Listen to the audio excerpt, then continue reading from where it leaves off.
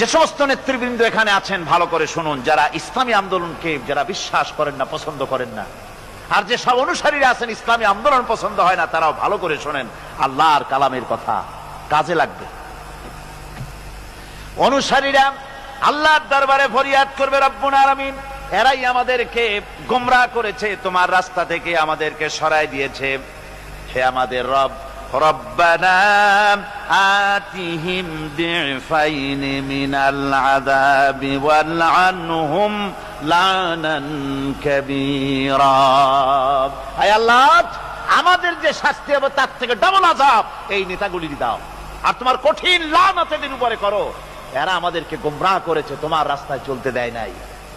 এরা মাঠে ময়দানে বক্তৃতা করেছে, আমরা মিটিং এর আয়োজন করেছি, আসরে রক্ত চলে যায়, মাগরিবে রক্ত চলে যায়, নেতা একবারের জন্য বলে নাই আজান দাও আমরা সবাই নামাজ পড়ি।